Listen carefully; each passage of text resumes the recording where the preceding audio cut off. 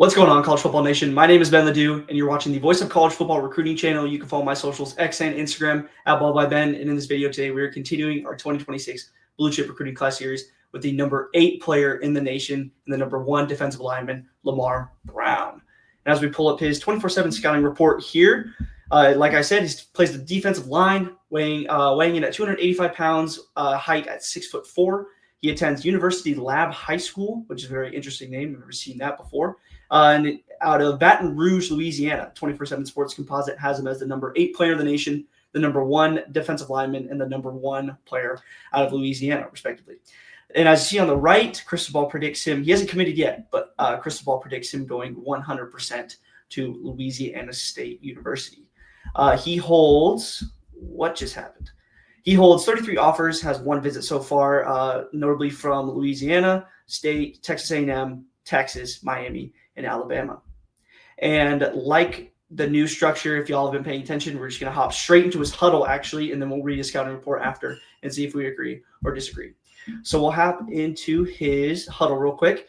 So on the right, I just want to kind of note a few things. So they got him at tackle and defensive end. He's running number 55. Runs a 4.8 40-yard dash, benches 335, squats 425, cleans 315. Sheesh. And then some of his awards down here. He's 2-time first-team All-State, 2-time first-team All-District, 2-time Max Prep All-American, Adidas All-American, Under Armour All-American, and Polynesian Bowl All-American. That's – I mean, this dude's been doing it. I mean, he's going into his senior year, so he's been doing this since he was a sophomore. So that's very impressive and definitely deserving of his 5-star rating. So we'll hop into his junior season highlights, Lamar Brown. So there's a couple things that I want to look at. I don't know if so we're getting both tackle and defensive line looks today. So sit down. I just want to see a couple things. I mean, from our tackle perspective, I just want to see how he dominates at the point of attack. And same deal can be said for his defensive line highlights. I think since he dominates since he dominates at that defensive line position, I'd like to see how malicious he can be on the offensive line. And then it's actually very interesting to see when he does get to the next level, what side he decides to play for. And then like a lot of the athletes we've been seeing in this class, if he doesn't necessarily succeed at, pause that thought, watch this switch off here. I think this also is a great perspective from, when you see him on the defensive line. This is also good to see from the tackle position on how he's able to slide this man off and avoid a little confusion here, communicating with his guard, because this guy's going to go inside and switch with him, and then this 99 communicates, still absolutely locks him up. That's beautiful. That is a beautiful rep out of Lamar Brown there. But like I was saying, if he doesn't necessarily succeed at defensive line or tackle, then he always has the ability to switch the position and find out where he fits best. So far, his tackle highlights have been incredible. I liked how he swiped the arm there in that last clip and sat him down, completely erased that player from the play. I like that right there. I think I talk about it a lot in all of my tackle videos and all my guard videos. I want to see offensive linemen initially eliminate players from the defensive line in the first half and then get up to that second level and create more possibilities for the running back down the field. So that was a great clip right there from him. Now we're going to see some defensive end highlights. So let's see this. Went through 2 blocks and still got the sack. Love that clip. I like the swim move out of him too. We're back to the tackle highlights.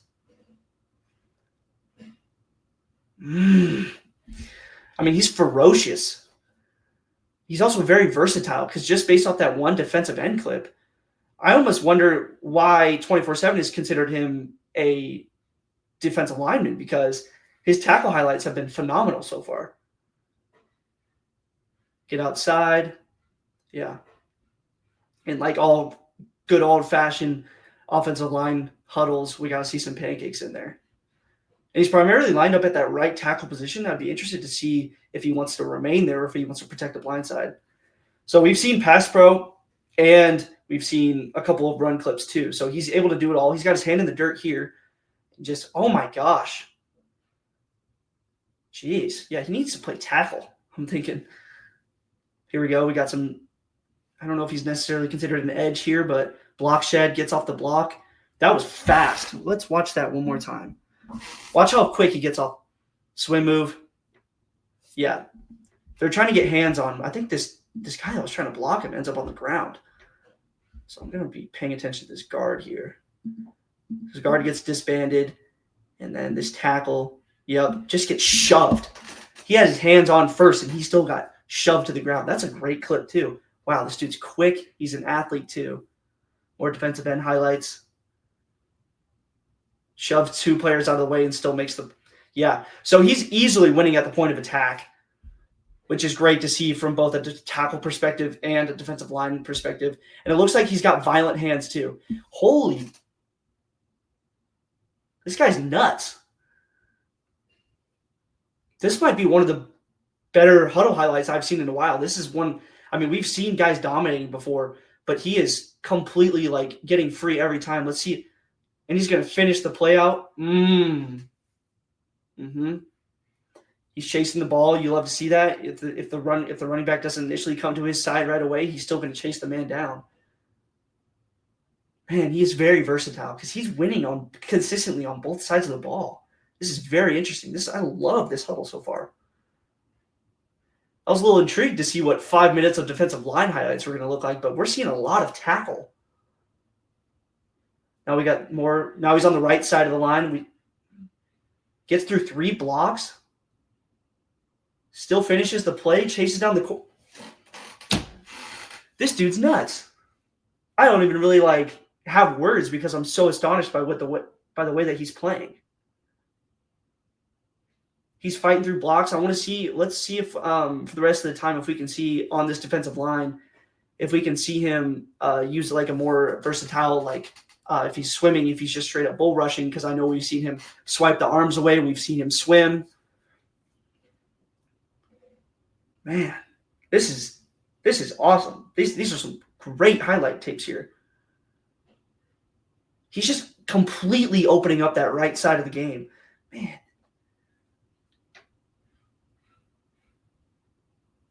Hemmed up. Yeah, the dudes aren't even once he gets his hands on initially, dude, they can't even move. He's great in the run game. He's great in pass pro. This is a defensive line highlight. That looks like quick off the ball. He's gonna finish every play too. He's gonna get to the ball as fast as possible. That was a perfect huddle highlight tape. I loved every single second of that. I want to see what the scouting report's actually looking like now, because if they say anything negative about him, I think I'm going to have to reject it. But Gabe Brooks, legitimate high-level two-way prospect as an interior O-lineman or potentially role versatile frontline defender. Legitimate high-level two-way prospect. 100% agree with that first sentence. That is perfect. Projected for many months to be interior O-line as a physical, athletic difference maker who could potentially provide across-the-front O-line versatility in college. However, indicates desire to play defense, which obviously must be considered in evaluation. Agree. Stout, athletic build that fosters sudden athleticism and explosive movements. Enforcer on tape, flashes close quarters power and impressive short area agility. I agree, too. He had great feet in all those videos. He was always so quick to the ball, so quick to the backfield. Shows a sense of urgency and searches for extra work. He played to the whistle every single time and was consistently chasing dudes down on opposite sides of the field. Turbocharged as a puller and climber, sinks hips and complements punch power with significant lower half juice. Encouraging pass pro reps on an outside island. Initial suddenness and heavy-handedness translate to defense, where he's experienced inside and on the edge. Shows surprising pursuit range, thanks to excellent functional athleticism, performed well both ways at March 2025 Under Armour New Orleans event. So he's dominating at essentially all-star games on both sides of the ball, going against the best prospects in the country, which is insane, especially for both sides. Produced dominant reps as a defensive lineman, but offensive snaps reinforced elite projection as an interior O-lineman. So that's where I'm kind of confused, because Gabe Brooks is saying that he reminds him of Mike Pouncey. But why are they considering him a defensive lineman? I don't know. Possesses excellent multi-sport contacts as Louisiana 3A shot put champion as a sophomore, discus champion as a junior. Elite combine testing athleticism in several categories and must firmly land in a long-term positional home. That said, projects as a high major impact player on either side of the ball and possesses legitimate high-round NFL draft potential. I agree with every single part of that scouting report by Gabe Brooks there, because there isn't really a negative part to his game just based on that 5-minute huddle highlight that we see. And I've talked about it in the past. It's like, yeah, I know that we're looking at only highlights, but just based on that, I mean, he's consistently in the backfield. He's chasing dudes down consistently on the opposite side of the field. He's winning at the point of attack on both sides of the ball. He's getting hands on first, and he's swiping dudes' hands off that are trying to get him on the defensive line as well. So he's got great feet too, because we've seen him pull. We've seen him get out there on the run game. I mean, there is not a negative part of this guy's game on either side of the ball. So that is very, very impressive for a guy of his stature and a guy of his level. So we'll hop into his Twitter here. I kind of just want to see if there's anything valuable to look at here. Versatile lineman. So honestly, he shouldn't even be considered a defensive lineman or an offensive. He should just be a lineman, which I agree with. University lab, they are creating players out of a lab. I can see. Is there anything notable to look at? I mean, Texas visit there. I mean, he's shouting dudes out. I mean, look at him. He's getting dirty. Yeah.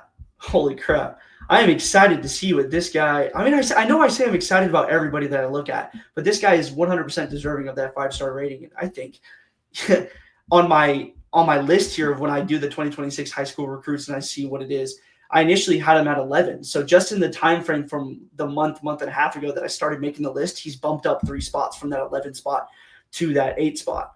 So, I mean, this guy's only going to keep climbing the ranks, and that's very impressive, and he's going to be able to go anywhere. And LSU has been known to make, obviously, NFL talent, but they're pumped out like crazy. So, I mean, that's a great clip right there, too. He's showing off his great footwork. And, yeah, I mean, this guy – he's gonna make some noise at the next level for sure. That's a day one starter on either side of the ball. I think on the tackle side, I mean, if you put a little bit of weight on him, that's gonna be perfect. I mean, he's still 290, 6'4", so that interior O-line area makes more sense for him rather than the tackle. But I mean, he's gonna dominate at the high school level at the tackle position just because of his sheer size. But I mean, the defensive line spot too, 6'4". I mean, Aaron Donald was 6 foot and he was dominating. So why couldn't a 6'4", 290? Or if he drops down a little bit and becomes even quicker too. I mean, I seriously, like, it's a good thing that I don't have words for this, anything else to say about this guy, because it was so incredibly impressive.